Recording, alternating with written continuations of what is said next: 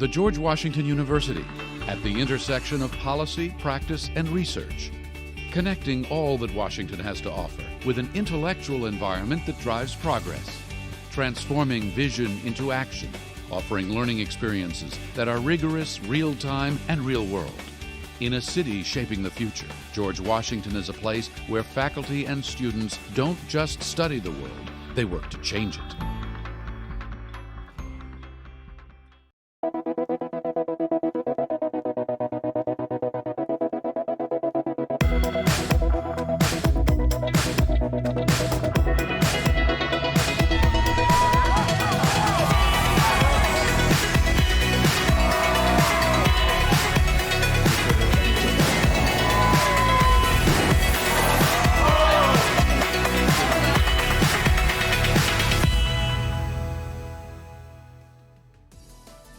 Another series to tell, and another one that will be defining the fate of the playoffs. Hi, I'm using _Intel here, joined by Kilo Miles, to be looking at Fairfield University versus George Washington. Yeah, this, like you said, a defining match right here. It's the top 13 teams that go into the playoffs, and George Washington is 12. Now, they're at the upper end of that 12. Of all the 8 and 7 teams, George Washington has the best point differential. We told you those matter. But just because you have the best doesn't mean you can lean on that. You want to get this win here and now to secure your spot. You don't just want to take it for granted. So George Washington, like I said, needs this win here and now to stamp their ticket to the playoffs, where they're looking to get even more upsets going into this. I think more than anything, that pressure has got to be lingering in. Maybe not having the, best pre and startup going into this, but now it's going to be the moment to be defining, and it's, as we talked a little bit about, not by any big map differential, so at least that's going to settle down. But either way, we are going to be still looking at a pretty interesting first matchup, right? Yeah, it is going to be Game Sage coming in against Starbucks. Now, this is a bit interesting to me, because Starbucks is a player who we haven't really gotten to see a ton. I actually saw them for the first time not too long ago. They're running the Bowser, and they're a George Washington University player, so you know they are practiced with a very clear game plan. George Washington is one of the best coached teams in the EGF. They prepare very specifically for these matchups, and even though Fairfield is far, far below them in the seeding, Fairfield is actually out of the running for the playoffs. It doesn't mean you can take them lightly. You're right. I think that if there's anything that they're going to be looking forward to, it's trying to destroy your chances. That's just something that every player, I feel, wants to at least add to their bucket list before they end off senior year. And, well, it might be easier said than done. Though, you are right, George Washington, they always come in prepared with a good center idea. Though, Bowser of all characters as a good starting opener, I think it's going to be the flashes. There's no way you could top it, because either the Bowser is really good or the Bowser gets thrown off the stage. I think it's always one or the other, never the in-between. Yeah, I mean, sometimes even if the Bowser is really good, you just don't get to play the game. It all depends on the combo game that is brought to the table by Game Sage. Like earlier today, we saw someone switch over to the Bowser. Did not get to touch the controller. They might have been better off just setting the sticks down, because that is what people say about heavyweights. Oh, they're not viable because if you hit them once, they just die. But then they hit you twice and you die. That's all you need. You need 3 or 4 correct hits, and you can just demolish stocks in an instant, and I can't wait to see that coming in. We got all the players in the same room. Like, well, not all in the same room, but everyone from George Washington in the same room, everyone from Fairfield in the same room. One big happy Smash family coming in, and I can't wait to see how that morale boost is going to affect these players. Honestly, I think it is, it's gonna be affecting them a lot. They're gonna be cheering out, and while we may not be able to hear you, so be excited. Bowser versus Pikachu. We've seen a lot of heavy characters, and a lot of them show why they're so good, but this is up against a Pikachu, a really small character. Yeah, the Pikachu coming out here is a little scary, because like I said earlier, combo heavy characters can demolish a heavyweight, but if you air dodge off stage, even one of the best recoveries in the game cannot save you. Game Sage is going to be taken out right there, and now you're at a stock deficit against Starbucks. That's no good. Oh, as much as I want to be hitting with the one-liners, Game Stage really doesn't want that, stock disadvantage, especially when Starbucks throwing out the flamethrower, forcing you to shield. You do have the top platform, adds a little bit of protection, but Starbucks is hitting a considerable amount. Ooh, parries and kicks. Man, just the little bit of movement mix-ups catches you with the full brunt of that neutral B, 30%, make it 59 after 2 more hits going under the stage right there, but you can't go in the same angle twice. Game Sage does not snap the ledge, and that's a 3 stock to open things up for Starbucks. I mean, it's like I said, it's one or the other, and it seems that we are getting the other, as the Bowser is already making an amazing statement by finding that stock lead. I mean, Bowser up against the Pikachu, sometimes I'd like to think that the Pikachu is so small that the Bowser can't hit, but Starbucks not only able to just work with their own talent, but getting a bit of luck on their side. The Pikachu, unfortunately, making a lot of mistakes that did not help them. Ooh. I liked what Tino's went for. Oh no! That's what happened. I wondered how they got off stage, but then they tried to air dodge back up, but the reaction was a little too late. Or maybe they were still an end lag from the down air, expecting it to land with the landing hitbox on the ground. Either way, though. Honestly, there were some, like we saw, some slight slip-ups from Game Sage. But overall, that was just Starbucks capitalizing on every one of those mistakes, making it look so much worse through the contrast of the clean gameplay. Like you said, Bowser having a little bit of trouble connecting with the little rat, but it doesn't matter because they're able to get stuff like the B reverse neutral B to stack up damage. Any unsafe aerial on shield is going to get up bead, and then the strong aerials will finish off the stocks lickety split. My goodness, I was not ready just to see how the Bowser was going to work, and even though I've always wanted to kick a Pikachu just to see how it happens, not in this type of fashion.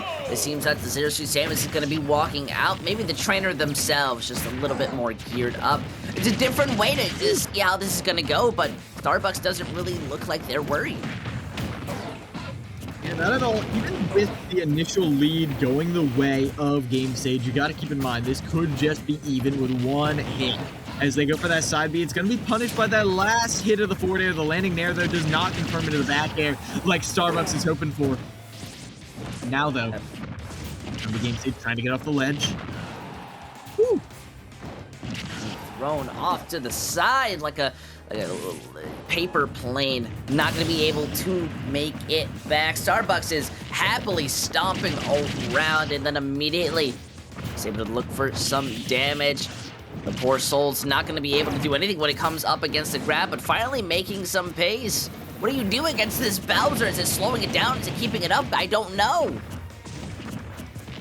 What you've got to do is, again, find ways to make sure Bowser cannot play the game. When you face an aerial, you've got to make sure you come correct, but it's so hard to do that online. But another thing is not using your resources too preemptively off stage. That is what Starbucks is seeing, that they are punishing so hard. Coming down with an aerial, Starbucks sees, just dollar signs. They're like, okay, money, money, money, as come down straight into their claws. Being thrown to the side, though, Starbucks finally getting hit with a considerable amount of pressure. Though, Game Sage, you've been more... Ooh, I forgot that could do that. Well, Starbucks certainly didn't. Because that double F tilt is going to make for a double 3 stock to open things up. And that right there, that's the fear factor. Like, how many times did we see Starbucks get a massive opening off stage? I don't blame Game Stage for being terrified. That is what Bowser does. He gets into your head, he gets into your heart, and strikes fear. But right there, you see the first one not hit because you still had ledge invincibility, so you're like, okay, I'm safe. The shield pressure isn't going to work, but the ledge pressure does eventually hit the ledge hang. Game Stage finished off, and that's 8 points on the board to open up for George Washington University. For George Washington, that is exactly what you needed to do, but I don't think you need to do that do it in that fashion. It's just, not only was it the knowledge of the matchup, but it was just the absolute execution of it that George Washington were able to complete. Fairfield, if you want to end the George Washington's chances, they're going to start having to pick it up. And, well, with 8 points taking in the lead, it's either going to have to be back-to-back wins or some pretty convincing upsets. Though, with Kimono coming in, how is that looking? Kimonito coming in is, I feel like, a very good blind counter pick. You're not sure who's going to be coming in next for the side of Fairfield, so you send in a Rosalina. Now, Kimonito, I feel like, is one of the strongest players on the George Washington University side. One, because Rosalina is an incredibly powerful counterpick character. There are some matchups that Rosalina just invalidates, but a lot of players also don't know the matchup. And if you know that people aren't going to be ready for it, even if Rosalina doesn't have the greatest matchup spread across the board, though she kind of does, you're still going to be pretty confident that Kimonito is going to be able to hold their own. Yeah, but how about against a player like Ivy? Now, Ivy coming in, to the best of my knowledge, Ivy runs the Falco, which, well, is probably going to do all right. It's so tough to get your opening, though, because Rosalina's, I want to call it burst range, but it's not even burst range. It is the space that Rosalina occupies is so threatening that Falco wanting to land with either empty land up tilt or land with an aerial that will confirm into that, like a landing neutral air, for example. Both of those are heavy commitments when you know that one counter hit could open you up so fast. And Rosalina, the god of counter hits in Ultimate. I think it's just also even more scary of just the possibilities of what that Rosalina can do. I mean, with that extra Luma, doesn't that awaken the chance of just being able to break any form of a recovery? Yes, but it is very specific. Rosalina is one of the characters with the highest skill cap in the game. The amount of precision it takes to control Luma properly is something we don't even see consistently at the highest level. Like, even King of New York himself, the Buzz, struggles, hand cramps practicing all those Rosalina tech. So I don't expect to see that consistently from Kimonito, but I've still seen them hit the advanced tech that lets you drop Luma down, doing a rapid jab over the edge, interrupting recoveries, just like Falco's Firebird. Oh. I always forget that sometimes it just takes a little bit of precision and practice to come in. Sometimes these players look like they just come out the shower and just start going at it, being able to defeat their opponents as if it's just a little chore of the day. But I don't think that's going to be what it is today. Falcon is still a character nonetheless who's able to get the job done, and we've seen it happen before. When going up this, when at least it goes down to style, Falco's at least winning in that category for me. 2, 1, go! Closing the distance, gonna be the name of the game, as Kimonito is a threat in the close range and the long. They are no slouch. They're not one of those zoners who you get in and they're hopeless. No. Kimonito is always gonna box you out as they immediately put Ivy off stage. And Luma is tanking all the hits. The laser damage doesn't exist. Not when Luma is there taking down Mr. President, but not much they can do to save their mom in that scenario, as Kiminito's getting beat up upon. Luma was stuck on the platform. Luma was calling for help too. You can see the sweat kind of go off as Ivy's throwing them around, but with the platform gone, it seems that Key is starting to find how to take this match. But look at this. Different ones have arrived, giving a little easier chance to get back on. However, you still have to remember, Rosalina's a threat, just like that. Always a threat, always indeed. As you can see, Ivy down to stock. Trying to get in using this reflector as a spacing tool. But look at this, Kiminito systematically taking stage control. That is a nice burst option, though, to get through the defenses. The side B, a combo starter, and a way to slip past Luma. Kiminito is going to have their eye out for it in the future, though. Still thrown off to the side.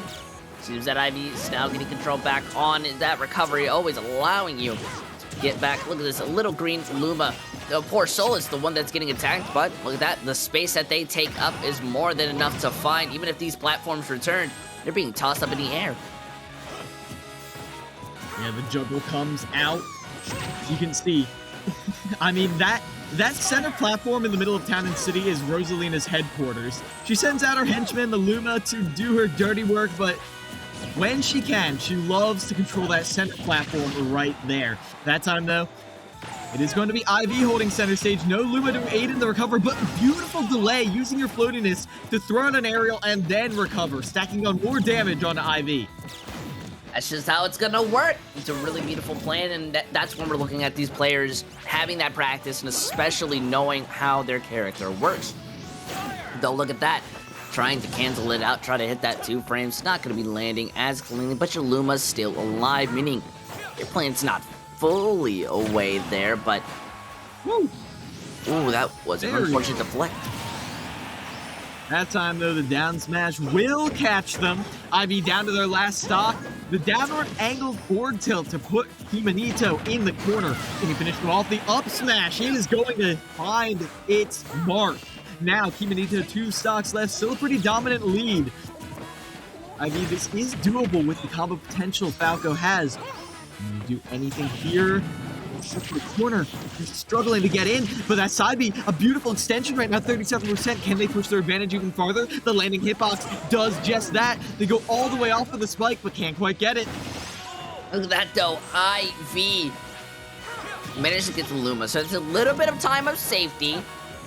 However, we do see Key able to just wait it out for a second, bring back the same Luma, and start this fight once more. As well as that, well, Deflector's doing. Don't know how much is going to be able to stop that Luma from coming back in this matchup. Something about it. Kilo. What is the main objective of this fight? They've been mostly running around. Is it that Luma? Is it the Rosalina? Yeah, I mean, at the end of the day, you just got to hit your opponent. That is how Smash is played. Don't get hit, hit your opponent.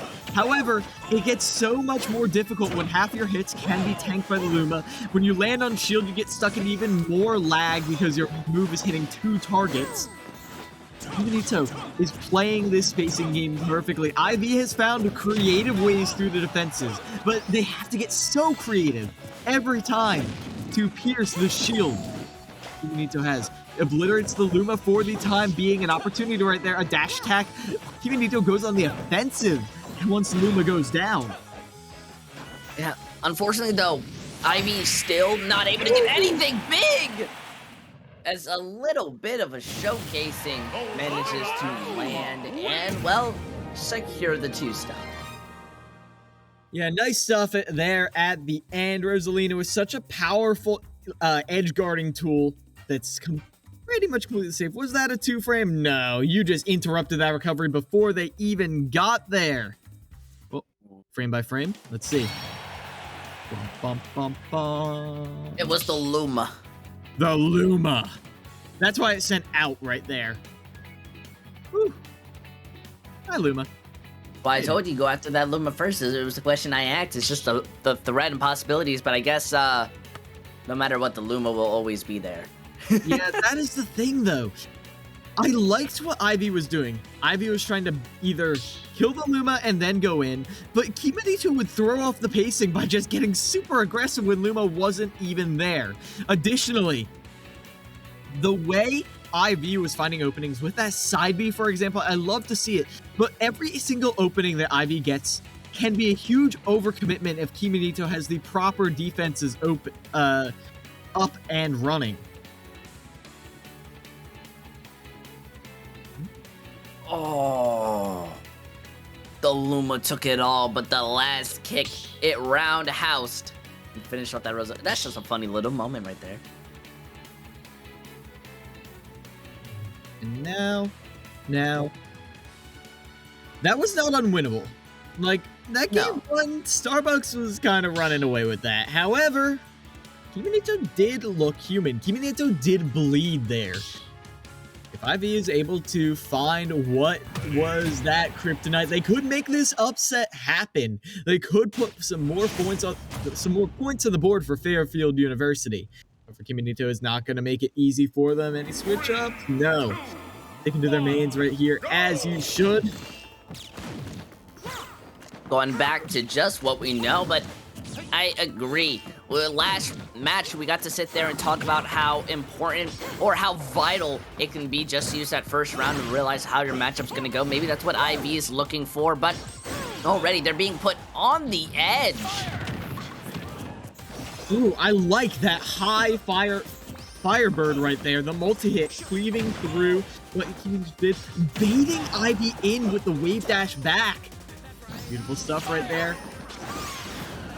Late on that, but it doesn't matter. You don't need to be hitting that spike right now when you've got the powerful ledge hang punish with Luma. Beautiful stuff from Kiminito right there as IV immediately off the Angel platform interrupts the recovery. Luma's gone, but now Kiminito is back on stage. This Luma gets scarier and scarier the more I see it in this player's hand. Though IV is looking to mess around. More messing around of just how they want to take this engagement. I feel no longer looking for those clear ways. So Rosalina wants you to go ordinary, wants you to try what you're knowing to do. But maybe it's all for the mind tricks. That's at least what I'm hoping to what I'm looking at. Or Ivy is taking their time, not really closing in that distance. How come? It's because the Luma is right there blocking them. If they overcommit with a short hop, any sort of anti-air from Luma like that can put them in a disadvantage. And you do not want to be above Rosalina with that incredibly disjointed up air. It is so tough to get back down to the ground. There, though, the spike, a nice going wide with the recovery. I love to see that from Kiminito. As oh man, they use that floatiness again to linger off stage and punish IV for daring to try and recover.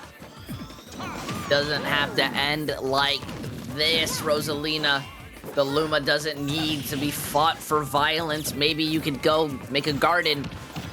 As we see, look at that, knocking each other aside, blasting you off, but not again. It's just gonna be one more time, one last hope as the 3-stock takes it. Yeah, and this right here, already George Washington looking like they are a different beast going into playoff season. George Washington doesn't always win. They win when it matters the most. And going into the playoffs, they want everything matters. Everything matters as much as it can all the time. That's how it goes in the playoffs. And either way, I feel like this is just George Washington putting on a show, getting the maximum amount of points necessary because, like I said, they're 12 out of 13. Their spot is not set in stone, so they want to make sure, oh my gosh, that jab block into the Luma, bouncing them into the cup. Beautiful. Beautiful from Kiminito. I absolutely agree. You know, I already expected the Rosalina to come in and do well, and while it wasn't exactly the way I thought it was going to end, which in the way of like, oh no, the Luma stops the up fire and you're not going to be able to recover. Dramatic. Rather, it was just absolutely going down to just rusting your own Luma in your skill to be able to break your opponent. Fairfield, this is such a terrifying, score to go up against right now. I agree. 15-0 after 2 matches. That, my friend, is 1 point off of a perfect score. That's a statement. It's not like Fairfield is a slouch. Fairfield, even though they're number 22, they've still got wins under their belt. They've still got plenty of wins. George Washington University, like I said, they are just playing so hot going into the playoffs. They have so much momentum this season, getting upsets in this split over both Mississippi and William and Mary. They are looking like a serious threat going into the playoffs. I got to watch, the last match, and already we were dealing with a player like Wichita and others who were having the chance and the ability to go in. George Washington, I think, is showing off anybody who's going to be rewatching their own VODs that they're going into every opponent 100% ready. Fairfield, they're not a slouch. They've taken some good series and they've gone all the way before. But I don't know what it is about George Washington. Right now, if they want a chance to be able to destroy those hopes and dreams, it's a long battle, and it's not one that's easy. Not at all, user. Not at all. As we've got our next players coming in. It is the legendary Rip Van Winkle taking on the Captain Tinols. Actually, 2 captains going at it right here. Ooh. It's going to be the Wii Fit versus the Joker. A matchup I think we actually saw the other week, but either way. Yeah. The way this is going to be playing out, Rip Van Winkle is incredibly precise with the way they apply their corner pressure. They don't control the corner as well as another Wii Fit like North, but they're so much more aggressive that they make up for that. And they have simply beautiful spikes, if I do say so myself. Or snipes, rather. Yeah. And, well, I don't know. I've been enjoying more and more of how this Wii Fit trainer has been working, but this is a very similar matchup, I do believe, to what we saw last week. And unfortunately, I don't remember that outcome, but these are 2 characters that are very thin, but yet I think the proper way to say this is lead-up moves, where it's like one hit will go into another, and then boom! Right?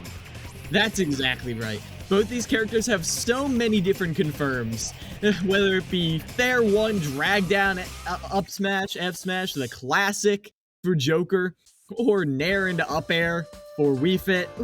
So many different ways to rack up damage and add stocks to your belt. The thing I'm honestly looking at most is Joker's down guns. Nerfed from what they were, still an incredibly serious threat that you have to respect, especially with a character with a slower recovery like Wii Fit. I expect the down guns are at minimum going to be okay. Monkey o'clock. Okay. Come on, Tinols. 1, go! Nice new character, by the way. Always Listen, I'm absolutely happy right now. Seeing another Diddy, normally you only get one, but now we get to see how this is going to be working out against Rip Van Winkle. Definitely a matchup they may not be used to. Though look at that! Getting the recovery using, similar to what we saw before, just the floatiness, getting that heal, but what's it called again? An absolute destruction? No, I'd say that's absolute destruction. But Tino's is looking to even it right back up. That was a greedy spike that almost connected right there. And they just throw him right on back off stage. Tino's is not looking to be deterred. You're at the ledge, they get caught by the header, but they do the Z drop. Covers the ledge slightly, but not quite enough. The header! Like I said, Rip Van Winkle is so incredibly precise with all these projectiles, and that is so great for disrupting Diddy Kong's recovery. I agree, not even getting a chance to set up with that banana, but of course it has to be thrown high into the sky, taken, not grabbed once more, but Rip, you gotta be careful! Slammed down to the ground, but now getting that recovery. Has the ball. Just being extremely cautious, my goodness, not wanting to give this Diddy any room to find it, even when it comes down. The banana just barely delays the inevitable. Hashtag catches the landing. Tino's on their last stock, and even though their ledge play is looking clean, they're finally able to finish the stock with an up smash read right there. Oh, they throw Rip Van Winkle right up into the banana, but Rip is on the ledge. Nice dash back though. Tino's is very well aware of what Rip Van Winkle wants to do from the ledge, but is being aware of it enough to stop it? No, especially as you fall right into that header from Rip Van Winkle. Tino's now getting closer and closer to kill percent. Deep breathing comes back online, and every move is going to be terrifying. F-Smash sends behind. Okay. Yeah, but it's still working out. Look at that! I don't think I see Rip miss unless they want to. However, unfortunately, no charge up on that. The Diddy is not going to make it back. The drippiest sniper in town. F-Tilt catching them like that. I feel like Rip Van Winkle has the, like, you know how like Rob's laser can be sent in theoretically like 100 different directions? Yeah. That's how I feel about Rip Van Winkle and the header. Like, they seem to be able to send it anywhere they want. Hold on, can I just see what percent that killed at real quick? That's important to me when we run back that clip. Because that right there, oh my gosh. The deep breathing up smash. 70%. Oh. You try and land on top of deep breathing Wii Fit. Yup. Jeez. I was hoping it would be at higher percentages, you know, just to be less intimidating, but Rip definitely showing that everybody in George Washington, they're not intimidated. They are just going at, as we go right back into this fight, it's going to be the Diddy once more. We're on a map like Final Destination. This should, in theory, help a little more.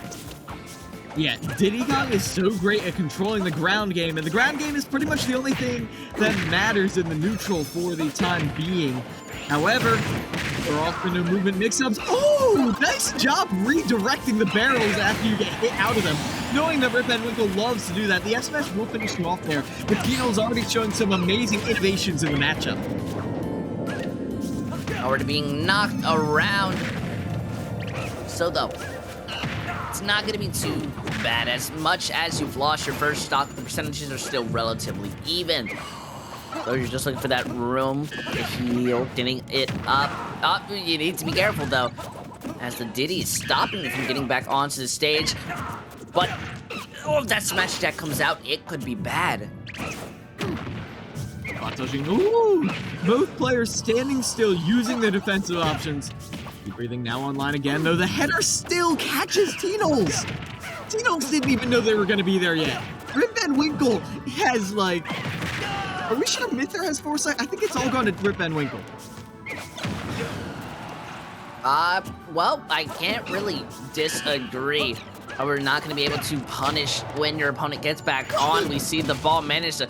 listen, you're absolutely right, but look at this. Leads into the crouch. Not going to be able to get the up smash, but it's the ball that they're looking for. They're just looking to win with that, as it's now going to eventually miss. But 132 to 125? The Diddy's going to be able to find him, but you're not in a better position now. Ooh, Tino's does fall to that, but one thing I do want to give Tino's credit for, they are finding ways underneath a lot of the headers. But oh my gosh, this Nair Train with deep breathing, that just did 70%, and they went for the header as well to extend it. Now Rip Van Winkle standing tall and strong, holding center stage. The full hops getting Tino's over these projectiles for now, but full hops could be a double-edged sword if you get caught out by one of Wii Fit's deadly anti-airs. It's looking like it, but they're still dancing around each other. Unfortunately, wait, no, fortunately, the dance is not going to end just yet, but you do get jabbed, a little exercise, that ball's going to miss, and they're going to be forced off the edge. Just hoping to get any stocks at this point. Look at that, banana is there, going to drop. Look at it just juggle it around. But oh no. Salute the sun. Ooh. So I'm going to be whipping right there is T-Knowles, and with Max Rage is looking to get at least another stock to their name, and if they're able to get that stock, well, who knows where they can go from there. But it all starts with getting this one win right there, the trip from the banana, beautiful. They go for it all right there, and they're getting reversaled on. Whip Van Winkle will not let them get that spike. Nah, I got one of my own. Might be a stage spike, but no one's checking semantics. I mean, George Washington have pretty much solidified this match, and I gotta say, first off, I need to know if Rip takes trajectory class or something, maybe like takes personal training courses, works with a bow. The angles on this, sometimes I expect the ball to not hit, but then it bounces off, lands perfectly, and does its job. But right there, we did see, again, we love to propagate the myth that Rip does not miss. But, look at this. Rip Van Winkle went for a rising back air right after that, but T-Knowles was well aware, got the anti-air immediately afterwards, finishes them off. So T-Knowles was catching them off when they did miss. But still, it was never a guarantee. And again, Rip Van Winkle is just so precise. And T-Knowles had very clean movement too. Overall, oh, that subtle drift back. Oh my gosh. Beautiful from Rip Van Winkle. They're like, oh, no. Nope, psych. Wait, was that neutral? No, it was not a neutral air dodge. No. They just drifted back. And even without the spike, Rip Van Winkle still gets it. And 21 points to zilch right now for Fairfield University. Or no. For George Washington University. This could be a shutout right here, which is exactly what George Washington would want to see when, again, their position in the playoffs was not set in stone, but they did get this win under the belt, so maybe they're feeling a lot more confident in where they're standing. I think if there's any way to lose, it's gotta be due to something so small. You know, it's just like, wow, that was impressive. How did they do that? I gotta do that sometimes. I gotta figure out how to even do that. Either way, though, you are right. George Washington, 21-0 right now. Feel amazing, and I still feel it's very important to end this off with Fairfield not gaining the point, but Fairfield, they've never been, I feel they've never been that team to fully accept when they've lost. They've always been at least closer to the end. That's when they find a map or two, they find some sneaky wins. Yeah. They definitely can. And with Jerry coming in, you have yet another opportunity. But George Washington is demonstrating the tremendous potential of not just their seniors. Like, I think Kimonito. No, they're a sophomore, not a senior. Actually, yeah. I can't be certain about that, about Kimonito. But I know Rip Van Winkle definitely is. But they also have some tremendously lethal freshmen. Because Over is going to be coming in, piloting the snake, and what a snake it is. Listen, I don't like Snake. I've got some bad memories of Snake, and that's mostly, my own player issues, so if you hear me dissing the Snake, that's just me. Because the Snake players in this, well, community, and especially coming out now, I have to wonder what level of practice you're able to land on. They're able to do so much in a short span of time, especially with the grenades and controlling where their opponent has to go. Yeah, and more than just that, using the grenades as a combo breaker is going to be crucial in this matchup in particular, because Jerry is a combo fiend. Whether they're rocking the Steve or the Terry, they love to just box you out in close range. And I don't think either Steve or Terry have the disjoint to avoid activating the grenades. So you're going to have to be very wary. You have to bait out that option from Over, which is just another level of mind games you have to be aware of every single time. You are not wrong. Though at least when it comes down to the, let's say hypothetically, if we're just focusing on the Terry and Steve, I could see either one having its own difficulties, yet advantages going in, especially if Terry manages to get that big button right there and be able to supercharge the moves. It could lead into some confirms, and I mean, Steve, we've seen it, able to build a house. It's pretty good. Yep. And, I know some Steves have gotten upsets over some famous Snake players, but I'm not sure if that is the matchup in particular. I'm not going to sit here and philosophize about the Steve-Snake matchup. I just know in general, Snake in Over's hands is brutal because Over is great at making you feel uncomfortable and then immediately using their burst options to close the distance, and then all of a sudden they're on top of you, and then all of a sudden you're dead because they're so good at following up tech chases with that up tilt finish. Okay, I said Jerry was a combo fiend, and now they've gone over to one of the combo-iest characters in the game, Kazuya Mishima. You say combo, I say the literal definition of a combo character when it comes to Smash. They're already looking to land some, and it works out Over. I feel this is a pretty similar, or at least standard matchup going up against, and those ideas, but does the character Kazuya change how it really is? I can't say for sure. I mean, I know Kazuya loves to stay grounded, and Snake, I mean, if Snake even has a remote idea of where you're going to be, it's going to be that much more difficult to navigate through the terrain, especially as you can plant that C4 and essentially, well, booby trap part of that, as you can't even get off the ledge with this tremendous ledge trapping coming out.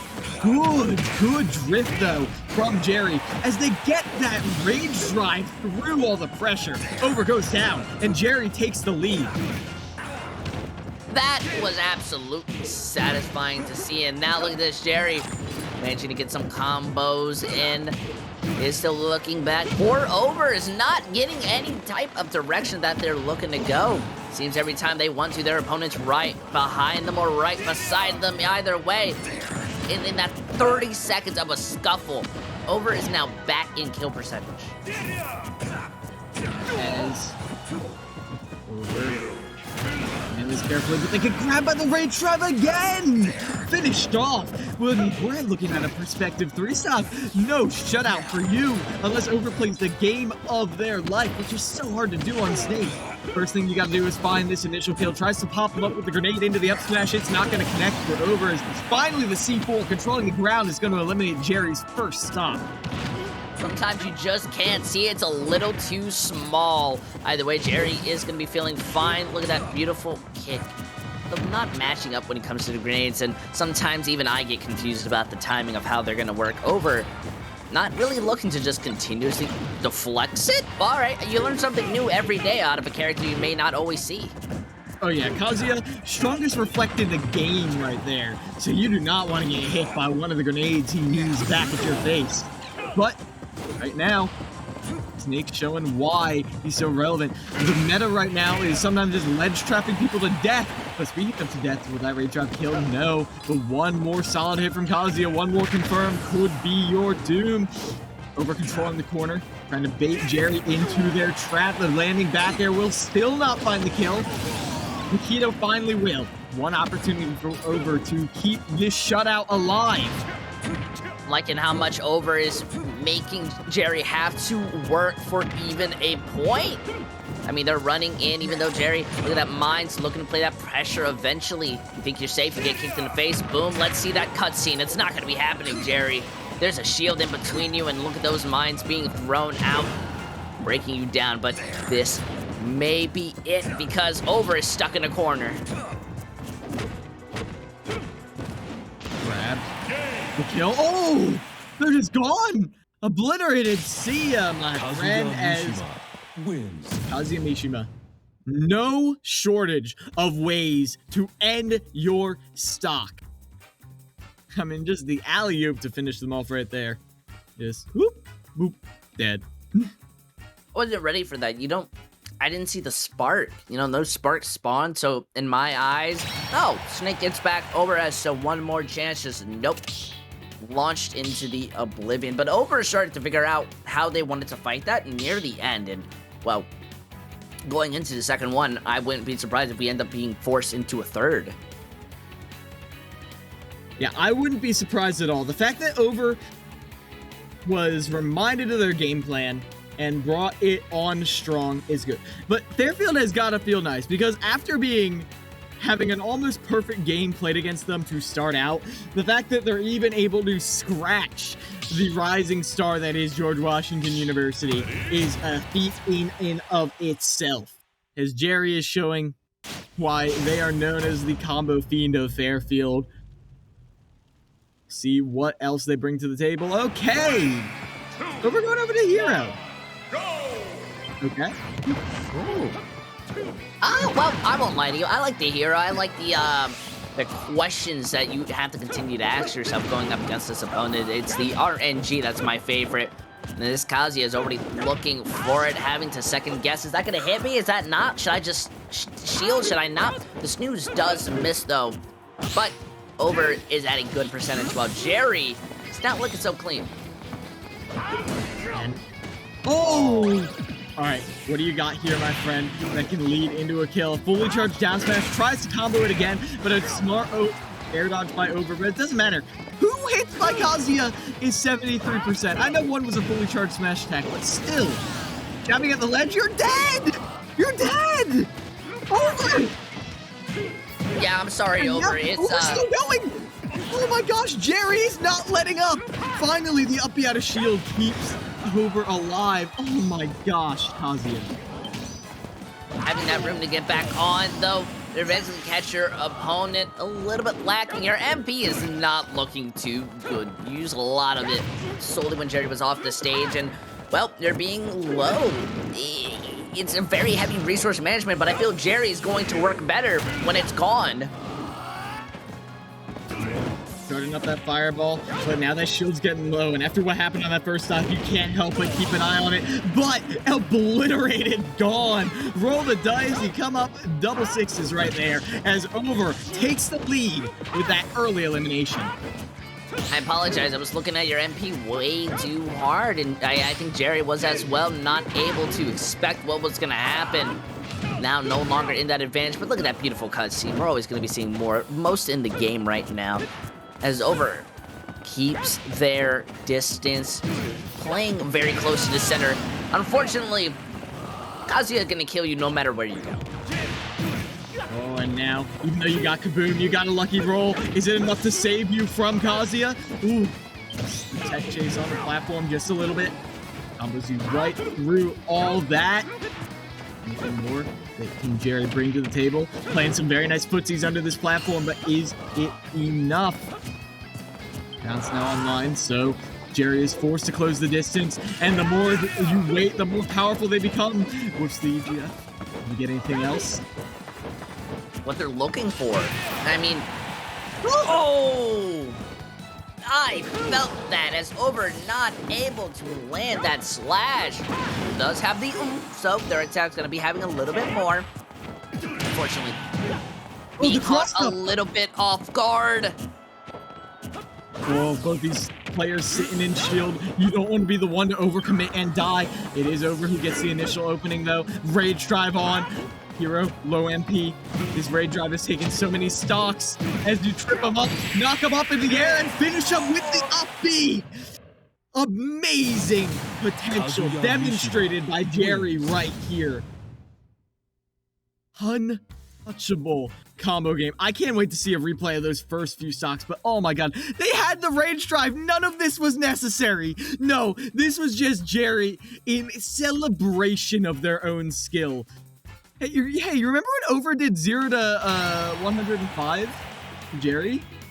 I think Jerry just... Yeah. I think Jerry was just making a very big statement there.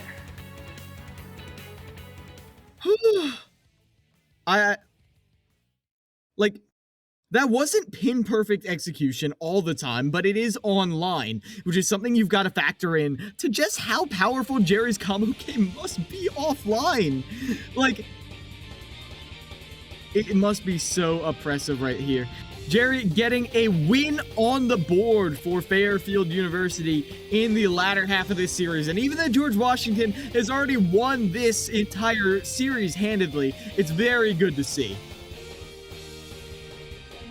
I agree.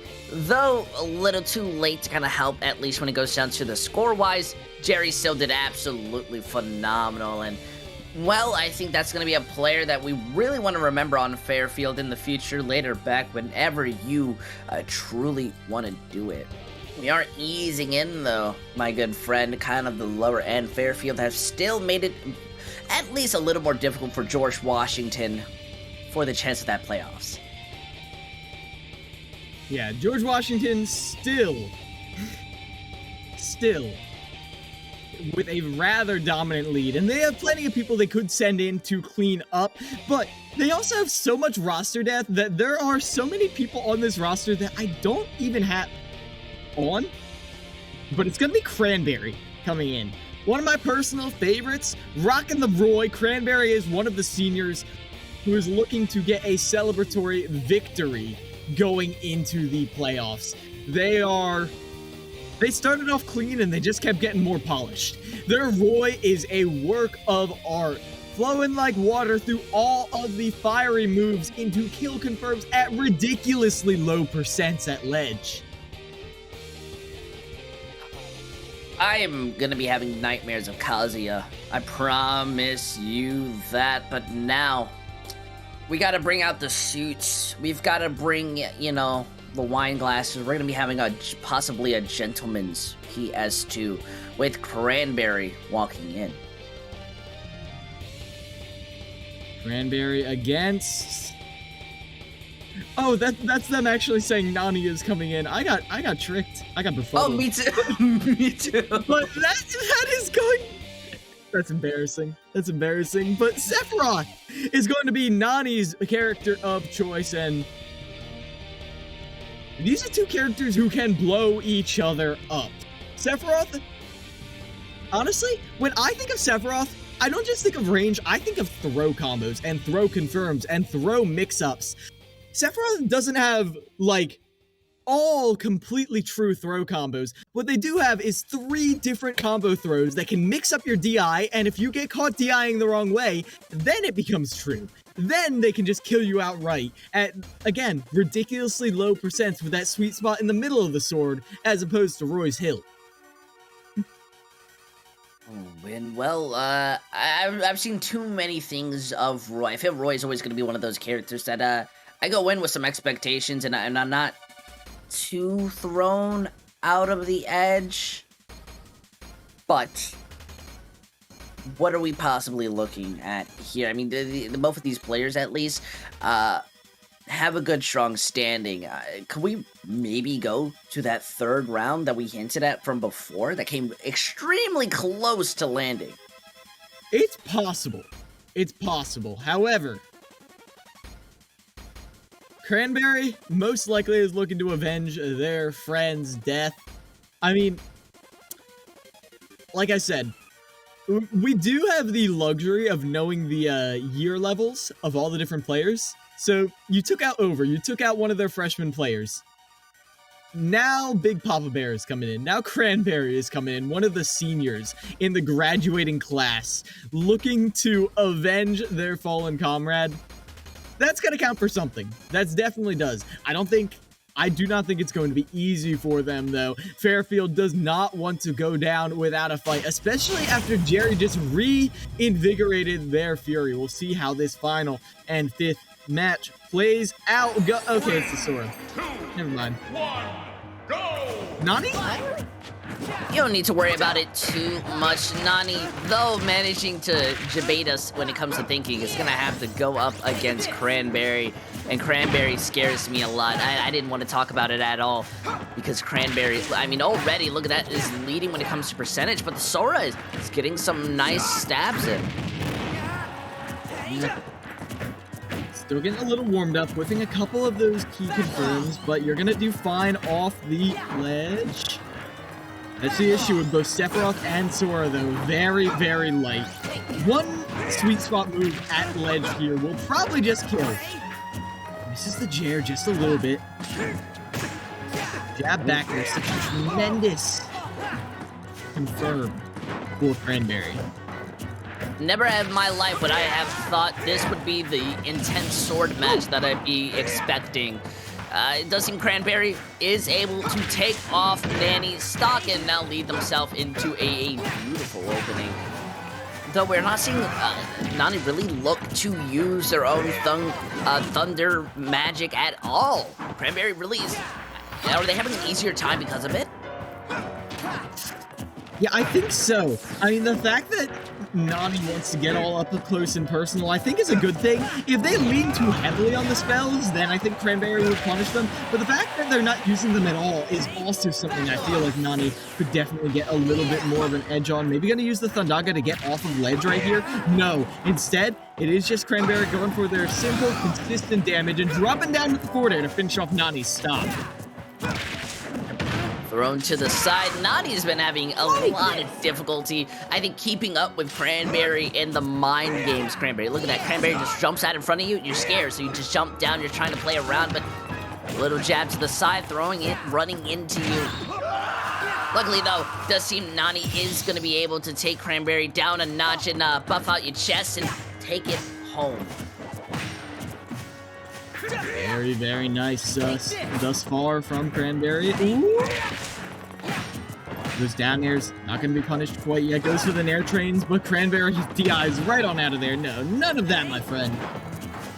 Once again, fishing for these neutral airs. You want to push Cranberry towards the ledge. That is Nani's game plan, but instead you're the one who finds yourself there. But I love the option of the uppy off the ledge.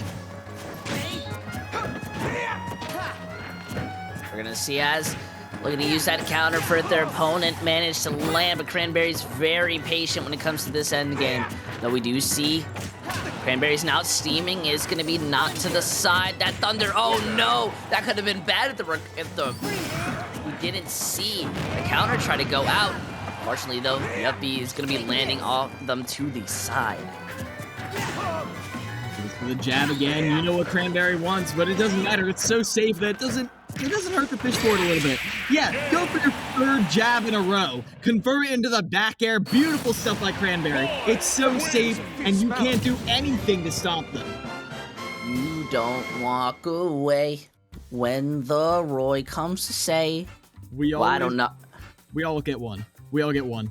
We all get one. I agree. I mean, Cranberry, once again, just showing the Roy in why it's a really strong pick when it comes to those sword-type characters, or really just those Fire Emblem characters. I did like seeing Nani on the Sora. Sora's a character that I feel has a lot of utility, especially when it comes down to the ideas you can go in with the magic, but we did not see it utilized very often. And is it solely just because of the kind of Roy/Cranberry idea?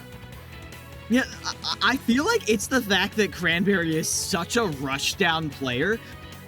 All of the magic does take time to deploy, and it does have end lag. And even though Soras love to throw out moves and instantly down smash or instantly shield, a proper rushdown, a proper fast playstyle can still punish a lot of those projectiles. So I don't hate them for not overusing them, and I like how they use them a little bit towards the end as a mix-up.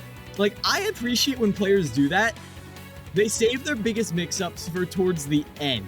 When you're so geared into the up-close and personal playstyle, when all of a sudden there's a projectile coming at you, what do you do about that, you know?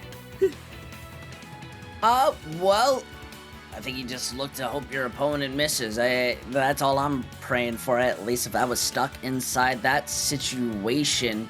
So though Fairfield, they've got a lot, well, not a lot, but rather a little bit of time for themselves to be on this stage. I'm wondering, how is that going to look? If you were to at least look at these characters, and maybe it's just because this may be a player v player, and especially that matchup, but I'm wondering, how can you get that edge solely with the Sora against that Roy if you're going back into it? Well,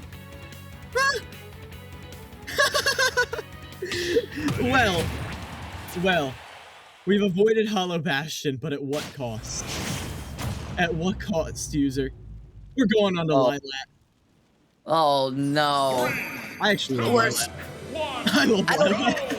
I think Lilac's a beautiful stage, but you gotta play into it. You know, you gotta make sure that you're relatable out there, or else you won't get those views. But I don't think Cranberry's very relatable with how much he's already starting to lead this fight. The poor Soda at 62 as it is. Yeah. The triple platform setup gives so many different opportunities for tech chases, and the tech chases become so much more lethal because of look how narrow those platforms are. Pretty much any character in the game can cover the entire platform with a single aerial. That's why I love Lilac. Unfortunately, those platforms for defense and offense are not a factor for Nani because they are just being bullied towards the corner and chucked off the stage every single time. I mean, you would think that these stages would make it harder. You have more places to land, which means, you know, possibly less chances to combo into. And yet Cranberry is not only getting back onto the stage afterwards, not landing on top of them, but it's just having so much safety that Nani doesn't know where to go. Eventually, it's gonna be that slide that lands the freeze, stopping them from entering in. But it's the grab that matters the most. Cranberry is still controlling, at least I feel, not only in the stock, but who gets knocked off. Yeah, even when Cranberry is in disadvantage, they're using their speed to dictate the pace. Good call on that one, as the down air almost finishes off Cranberry's stock right there, but that beautiful anti-air will be enough. Honey actually gets a stock off the board fairly early on this time. Adaptation's coming out big. Able to link it. Oh, what a... It wasn't that necessary, Cranberry. You know, I understand losing the stock. That makes you a little upset, makes you a little grumpy. But it seems that you just took it a little too personal as Nani on the last chance. It's going to be caught out by the dance, poked onto the side. Not going to be winning in those sword fights. So you see the magic come in a little more, but they deflect each other. Yeah, and you can actually see, as much as Cranberry's speed was dictating it before, the pace of the game actually slowing down a little bit, but now Cranberry turning up the heat, looking to get in there, but meets the other end of the Keyblade. The down smash, though, not going to be punished, not enough ending lag on that one. We are seeing them be launched high up. Cranberry really just wants to end this as fast as possible, and look at that. Though it wasn't a smash, still did around 19%, now doing a little bit more. One more could possibly launch you far out, but Nani's doing something similar. Unfortunately, this is not the stage to be able to do that as the counter launches you out. Oh, goes for that little empty land. The OG Tomahawk on what? Just walking menacingly. Cranberry wants a specific finish, and they will get it, by golly. As now, Rudolph's Page Thundaga will not catch them. Perfectly through each of the lightning spheres. And you get finally just a simple Naret ledge to finish it off. Cranberry is going to be your victor for the day. Washington University once again getting this victory. George Washington, they're going to be having a field day when they managed, to go in. I think this was a very impressive showing. And while Fairfield necessarily weren't winning, they definitely showed off a lot of strengths and weaknesses coming out of George Washington's own player, especially Jerry. You know, you just kind of have to point out the Kazuya and how cutie it was. Yep. I mean... In general, I feel like the fact that we got to see Jerry's Kazuya, I had seen them on a couple other characters, but the Kazuya is brand new, and I can't wait to see how it develops in the coming season, but that's all we see of Fairfield for now. An admirable showing this season, and based on what we saw in this game, I know they're going to be even better next one, but George Washington is even better now. They started the season off a little bit cool, but in the spring split, they have been near unstoppable. And to ask them a little bit more about that, we're going to get an interview with George Washington in just a couple of minutes, so don't go anywhere. EGFC will be right back.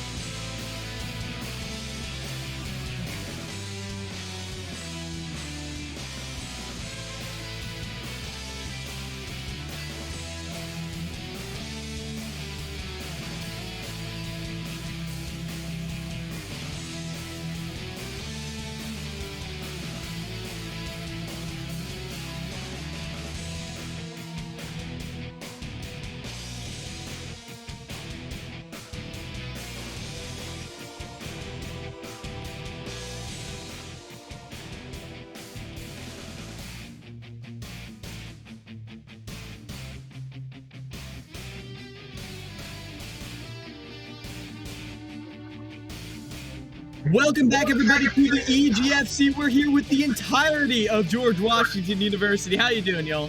Hey, how are you, Kilo? Good. Yep. We're doing great up here. And first thing I gotta ask, that was a dominant show, and you all are looking hot going into the playoffs. How you feeling in general? Oh man, well we had a rough loss last week actually.